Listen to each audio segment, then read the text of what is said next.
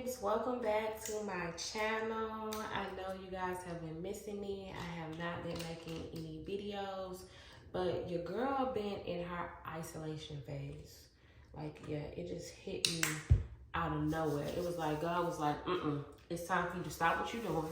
I need you to focus on me. You're getting too sidetracked. You're letting your businesses go haywire. You letting people do whatever they want to you. So I need your full attention. So the month of August, I have been in my isolation phase. I have been healing, and I can honestly say, like, I feel great. You guys, like, I used to struggle with consistency. I would start something and then don't finish it. That was me. I was the queen of doing that. And it's like I'll go on my exercise journey and I'll do it for like 1 to 2 days. And then after that, I wasn't doing it no more. So the month of August, I was consistent of getting up, going walking every day, despite of being in pain, despite that I have to take medicine every day. Like, I literally was pushing through it, and I didn't let anything stop me. I have got so much clarity. When I tell you, like, my brain was like fogged with a bunch of nonsense. And then I was surrounded by, my friends was already falling off. But I'm the friend that if I don't hear from you and I call you and you like, if you go missing for a couple of days, I'm the friend that will call you and be like, hey, you okay? Everything okay? But God was like, let me show you something. You pouring into these friends, stop calling them and see if they're gonna call you. Stop texting them and see if they're gonna text you. And when I tell you this phone is dry, baby, it's dry. Like, nobody, I realized that in this phase, people only want to be attached to you when they can know things about you and they can stay up to date with you.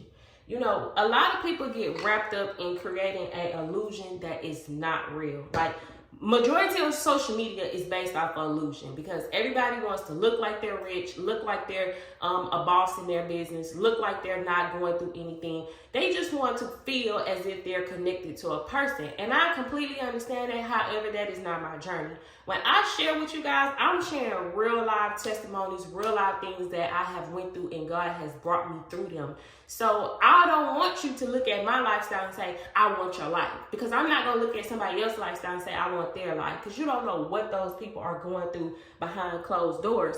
But what I will say is that when God sits you down and wants you to pay attention to everything that's around you before he takes you to the next level, you have to see things for what they really are. Whether it's with family, friends, boyfriends, whatever. Like, you got to see it for what it is. You can't overlook it. Like, you can pray and say, God, give me clear signs and show me that this person is not for me. He will show you. And that's what he did. In the month of August, he revealed people to me, and it was just like, I need you to pay attention. You're praying and you're asking me for things, but pay attention to what's going around with you. And I'm not saying everybody is a hater or everybody is jealous, but just pay attention. Notice that when you're going through things, do people call you and support you? Can you call them and talk to them about your problem? If you go missing for a couple of days, will they text you and ask you like, hey, you good? Everything all right? And I'm the type of friend, I don't like talking about mess all the time. Like, I don't like that. Don't call me talking about nobody's business, okay? That's not what I want to talk about. I want to talk about how we could be better. What we doing? We got 4 months left. Like, where are we going? What's going on? You know, that's me. I'm that friend. I'm constantly thinking of ways of how I could be a better. If you have not liked, shared, and subscribed by now, what you waiting on? You family, baby. But then God wanted me to relax. So it was like this isolation phase was like, I want you by yourself. I want you to slow down. I want you to pay attention to what you're doing. Because I was just kind of going. I got to take care of this bitch. I got to take care of that bitch. I got to do this. I got to do this. But it was like, slow down. Take your time. Put your health first. I have health issues, and I was kind of abandoning my health issues because I'm steady focused on, I got to do this. I got to get this. I got to get these many followers. I got to get these many views. But in all actuality, God has me where he wants me to be. Stop rushing the process. You're rushing the process because you got other people around you that's making it seem like they're doing better than you, but in all actuality, you are winning the race. So with that being said, when God puts you in your isolation phase, it's like pay attention, revamp, recharge, and you go harder. And that's what I'm doing right now. I'm literally revamping. I'm doing things to make my brand and my business go where I need it to go. Taking charge of my life because I feel like I kind of just let people, I am a giver, you guys. Like, I give. It used to be so bad to the point where you would call me and you tell me any little thing and I would, okay. But now God is like, no, I didn't tell you to do that. And there's nothing wrong with helping people, but when you are trying to get somewhere and you are trying to build your brand and your life and do better, you can't keep on trying to pull dead weight. And that's what I was doing.